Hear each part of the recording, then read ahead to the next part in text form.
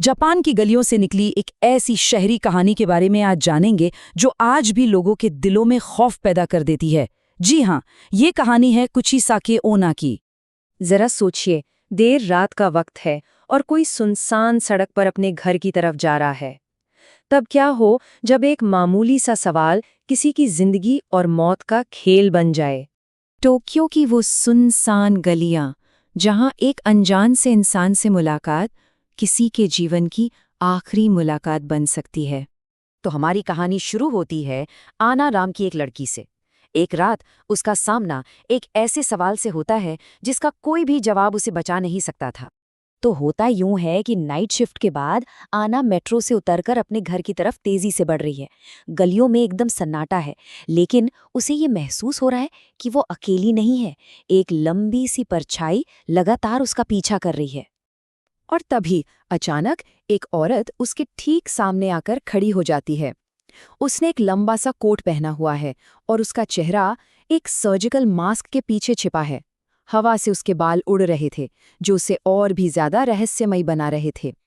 और फिर वो एक सवाल पूछती है, एक ऐसा सवाल जो टोक्यो की रातों में खौफ बनकर गूंजता है। क्या मैं सुंदर हूं? अब देखिए, ये एक ऐसा सवाल था जिसका कोई सही जवाब था ही नहीं।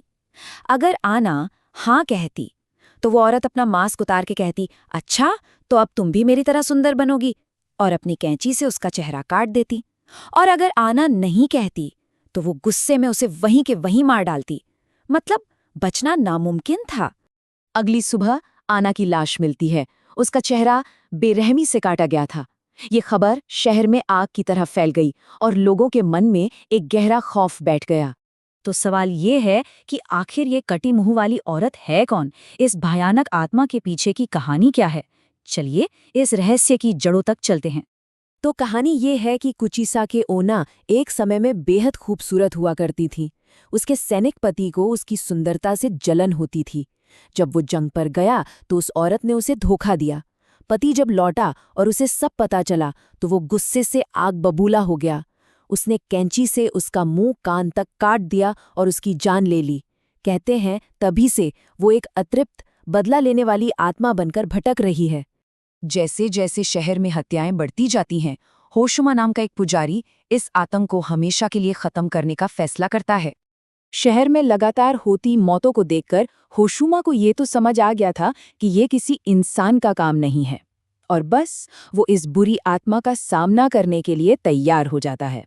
होशुमा आधी रात को टोक्यो की उन्हीं गलियों में उसे तलाश करता है और फिर उसका सामना होता है। वो औरत फिर से अपना वही सवाल पूछती है, लेकिन होशुमा जवाब देने के बजाय एक मंत्र पढ़ता है और उस पर पवित्र नमक और एक ताबीज फेंकता है, जिसके बाद वो एक भयानक चीख मारती है और गायब हो जाती है।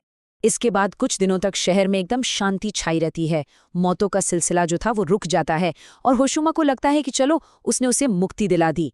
पर ये तो तूफान से पहले की खामोशी थी। आत्मा वापस लौटती है और इस बार वो पहले से कहीं ज्यादा शक्तिशाली और खतरनाक बनकर लौटी है। एक रात होशुमा को एक भयानक सपना आता है जिसमें कुचिसाके ओना की आवाज उसे चेतावनी देती है।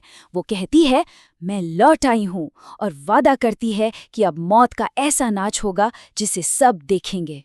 लेकिन इस बार उसके हमले का तरीका पूरी तरह बदल चुका था।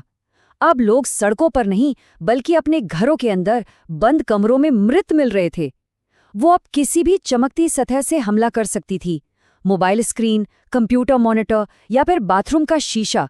मतलब अब कोई भी कहीं भी सुरक्षित नहीं था। होशुमा समझ जाता है कि वो आत्मा अब दोगुनी ताकतवर हो गई है। वो उसे उकसा रही है, ये दिखाना चाहती है कि उसे रोका नहीं जा सकता। होशुमा को पता था कि जो उसने शुरू किया है उसे खत्म भी उसी को करना होगा। और बस होशुमा एक बार और हमेशा के लिए इस बुराई का अंत करने के लिए आखिरी मुकाबले की तैयारी करता है।